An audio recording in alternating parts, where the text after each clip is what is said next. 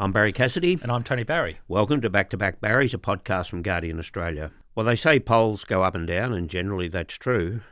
The thing is, for One Nation, the polls have only gone up for a year since the last election, and at quite a pace. But this week, Tony, the momentum finally stalled, or in fact slipped in one or two cases. And I think counterintuitively, the support for the coalition dropped even further as well, when you would think that this was One Nation giving back some of the support they'd lost, giving it back to the coalition. That's not the way it worked.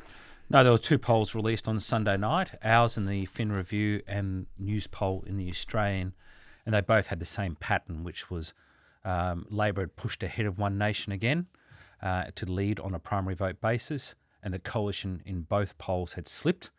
And, you know, there was two storylines to that poll. Obviously, the lead was about One Nation because, in addition to that, Pauline Hanson's favourabilities took a significant hit. They went down 10 points to net minus 10. That's a lot in 1 month. Barnaby also went down 7 points to net minus 24. That's pretty grim. And Albo stayed sort of steady at net minus 18, up 1 point. And Angus Taylor also slipped 5 points to net minus 9. So a definite movement there. And One Nation, the party itself, their favourability went down net minus 14 points. So some significant movements. We call them lead indicators. They don't always translate into primary vote, but they do have a bit of a flow-on effect there. What does it indicate about One Nation that there's still a chance, if they can maintain the kind of support they have, even though it slipped a little bit, that they'd still be looking at a lot of seats in the 50s or 60s? One of the things that people shouldn't get too carried away with One Nation's fall in vote, and I think it can fall further. But we also asked another question, that mood sentiment question. The other month we asked, is Australia heading in the right or wrong direction?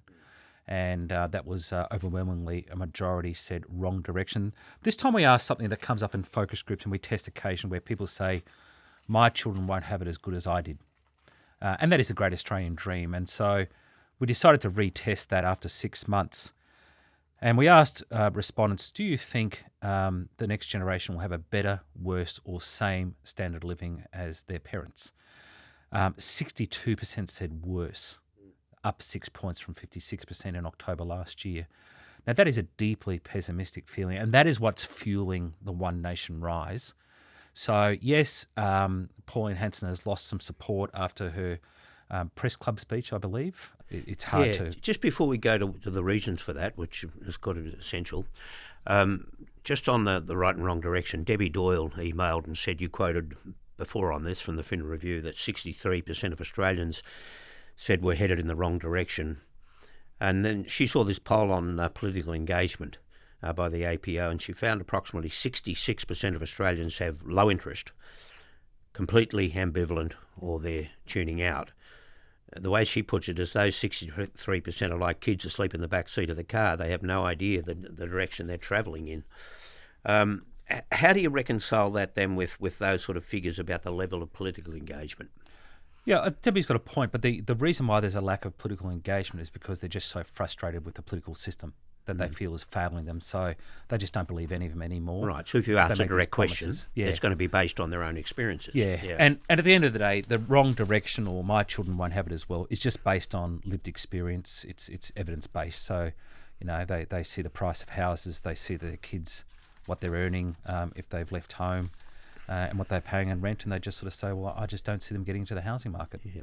All right, well, you're about to go to the press club, and of course the significant thing about that event was the way I think that she was so explicit about her attitude towards workers and their entitlements. It was around both maternity leave. It was about penalty rates. It was about a whole range of things. She was supporting new, tougher industrial relations laws. She suggested that there shouldn't be pay rises even for the lowest paid workers. Do you think that was the major influence? Yeah, she's been very good at identifying grievance and tapping into that. But now that she's offering some policy prescriptions as she sees it, voters have now more to discern and assess and evaluate. And clearly, there has been some reconsideration, but they've gone back to Labor, which makes me think they were the red One Nation voter that we've been talking about, former Labor voters who've gone back home. And also the Greens went up 2 points as well. So there was a general collapse on the right side flank, One Nation down 2 and the Coalition down 2. And that was the other major story, was that it was a devastating result for the Coalition, and it was also replicated in News Poll as well. They're now down at record lows. Our vote had them at 18. News Poll had them at 17. Which is below where they were when they rolled Susan Lee. And the point there is that not only if One Nation is losing support, the Coalition should be getting some of that back, and they're not. And it came in the wake of what they describe as worst budget in 30 years. And some of the polling indicated it was a very unpopular budget. That must be the really troubling thing for them. I thought one of the more interesting news reports over the weekend was Phil Curry referred to, the so-called widow tax was actually identified by Pocock and his office, which leads to the question as to what's going on in the Coalition where they were not able to identify that. You don't always have the resources, of course. You don't have departmental resources. However, it also speaks to the Coalition's disconnection from its base, from its you might have financial planners, you know how it works, Barrie, in government and in opposition. You'll get contacts, will call up, they might be in the finance industry or something, and say, mate, we've just found this anomaly in the legislation, you should look into it. And then you can go and stand it all up and then sort of do it to the media. The fact that nobody reported that into the Coalition and they didn't find it themselves speaks to the problem that they've got right now, that, it's not just a branding exercise or change the name. Yeah, and the media didn't pick up on it either, by the way. So full credit to David Pocock. But the principle that was being picked up here is that if somebody has a house negatively geared and then that person dies, does the spouse, then is it all over for the spouse, or does it run on? Is it grandfathered for both of them? And it's one that they've got to go back and look at again. I'd imagine they'd sort it out, and of course it should. It should be handed on. But well done to him for picking it up. Just on the those numbers, and it's very difficult to see them in two-party preferred terms, because at the last election, of the 151 seats, 115 of them were the traditional Labor versus Coalition contests. But only 115. Now, when you look at the way that One Nation is polling now, and if that was to hold up, it could be fewer than half of the seats that are traditional two-party preferred Labor versus Coalition. Yeah. So you're now going to look at a kind of a third option, and it has to be guesswork to an extent, doesn't it? Because you haven't really got anything to draw on. You can look at the Farrer by-election, the South Australian state election, or whatever. But how do you make a judgment about how it works as a three-party operation? Yeah. The two-party preferred calculation that we use is really now, because media are conditioned to using that figure, it really doesn't apply anymore. And you made this point once before. It's a diagnostic test, but where there are so many three-party contests, it's becoming more and more important to get in the top two. With all three parties getting in the 20s, if you can get to the top two, particularly for the Coalition, they can get re-elected or elected in that seat based off the preferences of ironically, Labor if they come third, or One Nation if they come third. So you're going to find some really complex calculations based on a seat-by-seat basis. We will do another MRP. That's a big sample across all 150 seats later in the year to sort of go back and check, that one that we did last month, and to see where they're tracking now. When you go all the way back to when Pauline Hanson was defeated, when she was elected an independent, started up One Nation, and then lost at her first attempt, both the Liberals and Labor preferenced against her. She was last, effectively. And their votes, their preference flows were in the high 70s and low 80s. Yeah. And that's what cost her the seat. But you're not going to get that sort of situation now, are you? Because, well, Labor might, but not with the Coalition. Yeah, my sense is, even if things go catastrophically bad for Hanson, she'll still poll in the mid-teens, low teens. We're not going to see her back at 6 and 7% like last election. for those very reasons that I discussed before. 62% say their children have a worse standard of living than their own. So I think that is going to keep on fueling that one nation sentiment. Yeah, it's just a question now whether they have peaked, and whether there might be a slow decline. You know, having been exposed in the way that they were at the press club, I mean, she turned up and she wanted to be an adult and playing, with a real political party, and that's what happened. When the election campaign itself comes on, that'll be the press club multiplied by 10, because of the full glare of media attention and the public focus comes on during that time. I think if she hadn't penetrated, there was no suggestion in the polls that she'd penetrated the cities up until now, then I doubt she will have that ability from now on. But that's just a hunch, of course. She might prove everybody wrong. But I do think that press club, what it really told us was the impact that comes on the party once the scrutiny is there. Yeah, she gave a few bullseyes there for her opponents to hit. I think now at this point with her vote so high, and it is high, high 20s, 31% is high in the current context. It's got to be like scales, for her. We're starting to see contours around her vote. And we do know from previous research that we've discussed on this program, people are voting for One Nation for different reasons. For some, it's just a burn the whole system down. That's the words they use in focus groups. It's just a frustration with the two-party system. For 15%, it's about immigration. For 14%, it's about her personality. They see her as their champion, an outsider fighting for them. So there's different sort of reasons. And it's going to be like scales. Like there will be some people who will just want to burn the system down, supporting her because she's a wrecking ball against the two-party system, but they're actually pro-immigration. And so the more she talks about immigration, it's got to be like this sort of seesawing sort of point of view where she sort of, takes some weights off on immigration and then sort of bounces this way. So keeping that 31% in the tent that she peaked at is going to be difficult. Growing it from 31 is going to be even more difficult. But these are, interesting times. Yeah. When you talk about burning the house down, I had an example this week where a guy finally disclosed to his daughter that he'd voted for David Farley in One Nation in the Farrer by-election, and she was horrified. And his response was, well, I've had it with all of them. Yeah. And so that's the kind of, they're coming at it from a pretty negative position, but you can understand their frustrations. We'll go back to the Liberal Party now, because Melissa McIntosh talked about rebranding, that it's trying to rebrand the party. Now, just by background, Melissa McIntosh is she occupies the seat of Lindsay, but she's probably from what used to be called the moderates, the centre-right part of the party. She had two very good results at federal elections. She defied the swing to Labor in both of them. She's the sort of person that you would think would be very thoughtful and should be listened to within the party. The rebranding comment, though, just seemed to be a bit bridge too far for most of them. Yeah, look, it's not the stupidest idea I've ever heard of, but it's in the top three. This idea that you change the font and suddenly people will go, oh, now that it's Times New Roman, sort of like, I'll come and vote for you. I don't know what that was supposed to achieve. I mean, it's still the same personalities.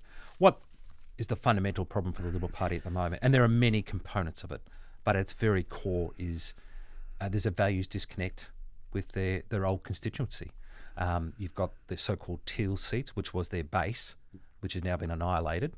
But then also, in the middle and outer suburbs, we've talked before about they only hold 9 out of 88 urban seats. And so, they just don't know what the Liberal Party's purpose is anymore. It's not about the economy so much anymore.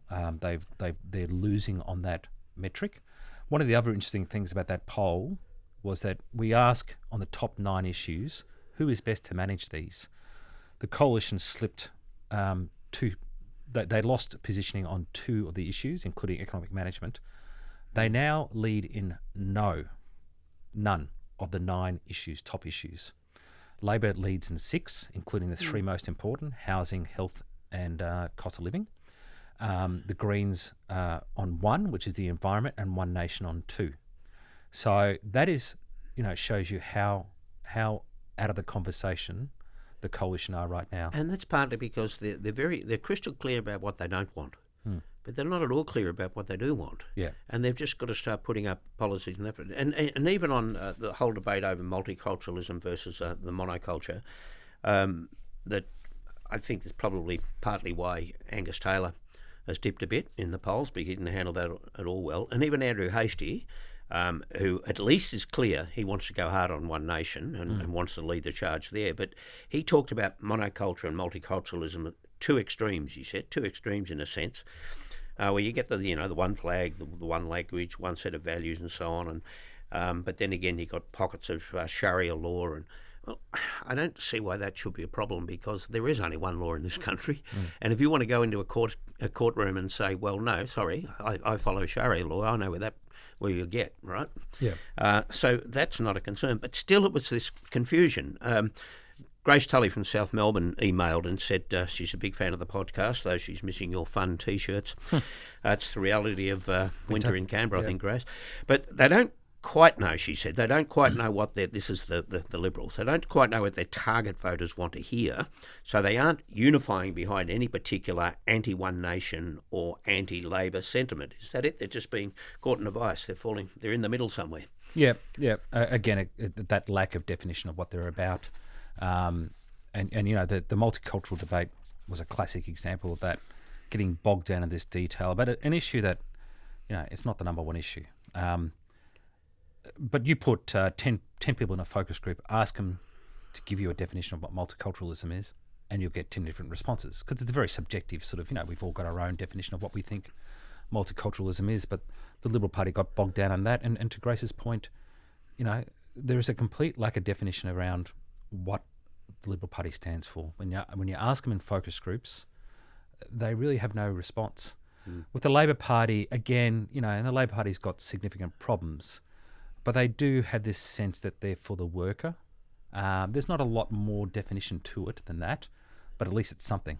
You've now also got polling this week in Victoria, which is very useful, because it not only tells us what's going on at this moment anyway in Victoria, but also it gives you a sense nationally of One Nation's penetration into places like Victoria.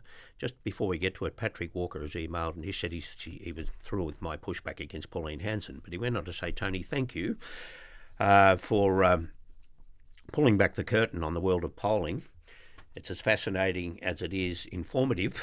So against that background, what's going on in Victoria? Yeah, I said to Fran Kelly in an interview late last year that 2026 would be a pollster's picnic. And I was right.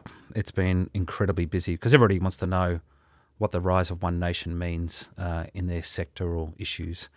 And in Victoria, of course, which I think is the most consequential election in the Liberal Party's history. I know everyone always says this is the most important election ever, but this really is the most important election.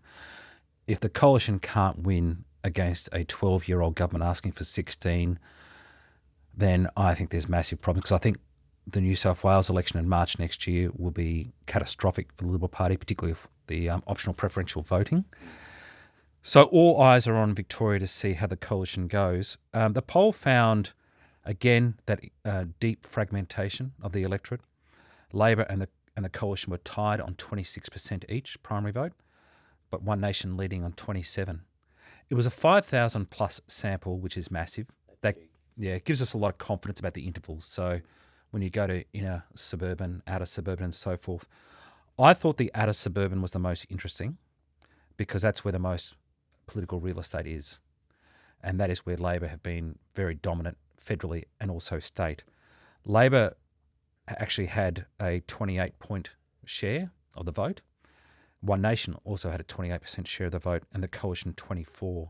Why that is significant is because the coalition can win government actually quite easy if they come first or second in just about every seat, because the preferences of Labor or the preferences of the One Nation Party will probably get them elected. If they come third, then obviously they're eliminated, and it comes a runoff between One Nation and Labor. And again, One Nation might win based off coalition preferences. But the fact that the coalition are coming third in a lot of those outer suburban seats will be a concern for the campaign there. That said, when you go to the leader attributes, Jacinta Allen is net minus 42. Like, that is really bad. For context, Peter Dutton and Scott Morrison, when they lost, were around net minus 25 and change. So net minus 42 is a big handicap. I think you also in the Fin Review made the comparison with John Cain and Anna Bligh. They were very low, had very low figures at one stage, but then again, John Cain was Premier for 8 years and Anna Bligh for 5. Yep. I don't know whether that suggests you can recover, but Jacinta Allen's not really in that ballpark. She inherited the job. She wasn't elected to it. Yeah. And her poll numbers are very low. The other problem they've got is that we also asked which of the following parties has the right focus and priorities, which gives a sense of how their perception of the various parties. The Liberal Party was net plus 7, so not a strong result, but a positive result. One Nation was 0. Nats were net minus 8. The Greens were net minus 12 and Labor were net minus 17. So there's not just a Jacinta Allen problem, but a brand problem of the government. I thought it was interesting as well that One Nation was net 0, which means, but there's still 27% voting for them. So again, it comes to this wrecking ball. It's like, yeah, I know she's not going to do anything. Oh, well, the One Nation Party is not going to do anything, but she's my wrecking ball. But the biggest issue that they face is the corruption in the building industry, and it's just a shocker.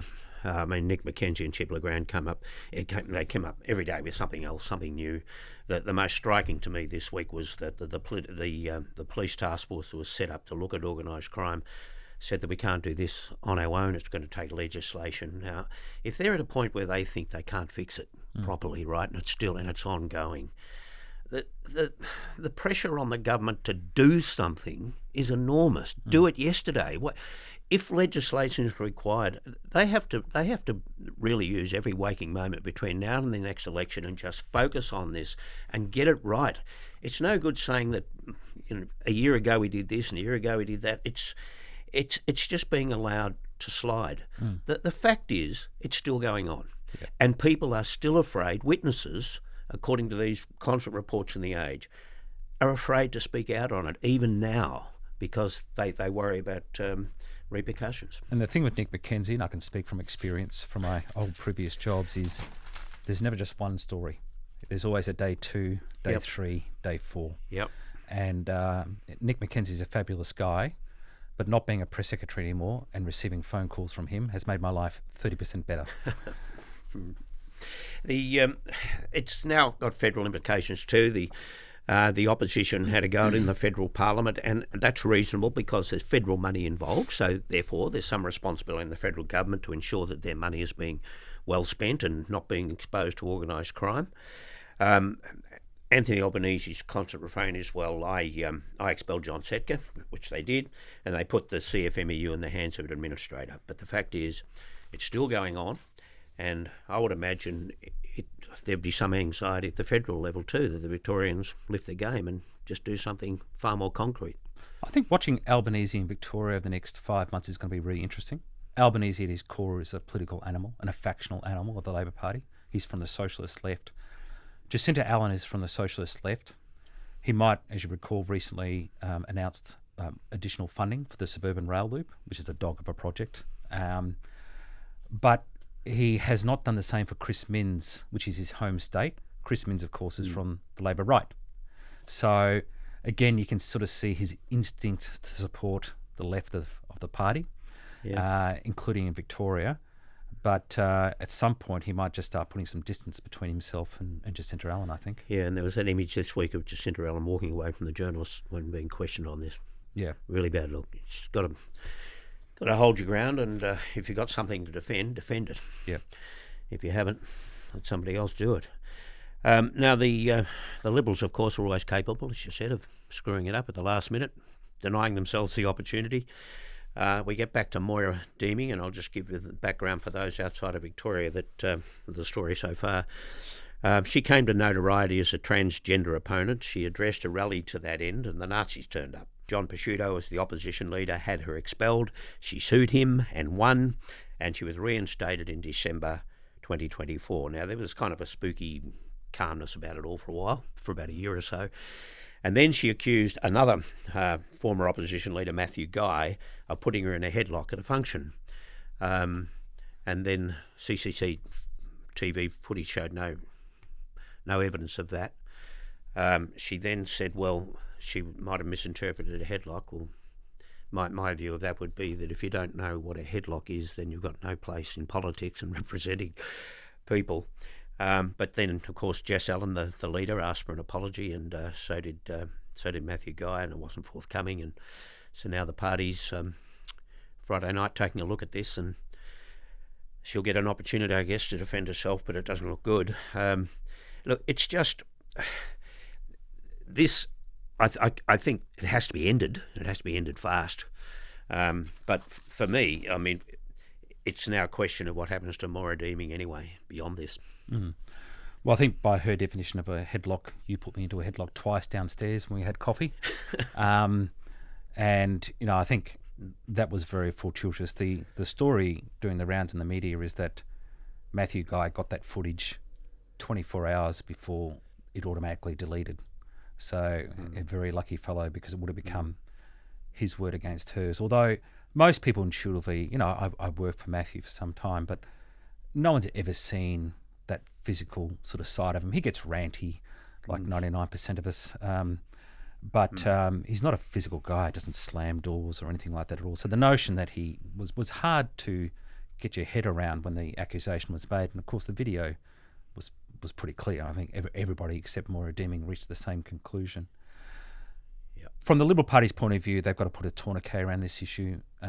They've still got a lot of ground to cover, notwithstanding that poll before makes it incredibly difficult for Victorian Labor to win. They can win, especially if they improve their vote share by just a couple of points.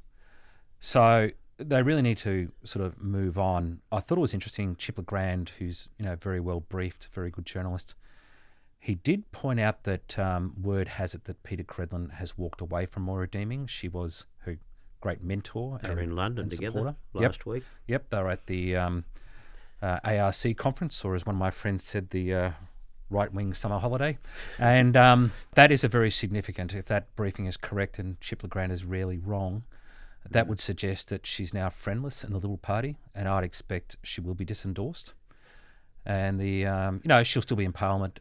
She'll still be a bit of a distraction, but she won't be under the Liberal Party umbrella. Now, Maura Deeming once flirted with One Nation, and that was when she was frustrated about pre-selection arrangements in her own party, and she passed on that. One Nation, they haven't forgotten. There was a quote this week saying that, well, you had your chance, sort of implying don't come to us again. Yeah. But I don't think that'll remain the case. You see, the point with Maura Deeming is she was a councillor at Melton. Now, Melton is the seat of Hawke. They include towns like Sunbury and Bacchus Marsh, Melton. And that kind of strikes me that what One Nation could do, I think introducing into a state election campaign might be just a bit too toxic, but they could hold her in reserve and run her in the seat of Hawke if somebody hasn't already got their eye on it, somebody of some significance. That would change it. But Hawke is held by Sam Ray, of course, who's a pretty capable bloke. But he won it at 58-42 at the last election. Now, One Nation will draw a lot of support away from that, from both Labor and the Coalition. Yeah. Hawke is one of those seats where economic anxiety, insecurity is very pronounced amongst voters when we do research there. Sam Ray is an incredibly capable fellow and a very good campaigner. He was the campaign director in the 2018 Daniel Andrews landslide. However, when you've got that sentiment in the electorate of frustration, you know, anything can happen. So despite his undoubted skill and ability, you know, he is vulnerable in that seat. All right, we'll take a break and then come back and talk housing. All right, welcome back. Well, for the first time in 25 years or more, the balance has shifted towards first home buyers. It's the figures this week were really interesting. They were published this week, but they take you back to the beginning of the year, that house prices in Sydney are down 1.5% in a week, but 4.2% since the beginning of the year. In Melbourne, down 1.3, 1.2 since the start of the year. Perth and Brisbane continue to grow. Adelaide is flat. But the question around all of this is, okay, this is what the government's changes were meant to do, but you don't get them saying that. They don't say, see, this is what we've done, we made houses cheaper, because there are winners and losers, and they're walking a fine line, and in a way they're almost sounding like the opposition trying to talk about multicultural thing as a concept, when they can't properly take the credit for what now is going to help first home buyers. Yeah, I think that they want to be careful, and ultimately the decision will be cast by voters at the election as to whether the budget has been a success or not, regardless of what the polls say right now in terms of voters' assessments of it. At the end of the day, going back to that scales analogy, there will be those people with cash in the bank or cash and shares, actually not people with cash and shares because they're going to be taxed, but there'll be people who will be able to get into the housing market because it is coming off a bit, and it might come off more.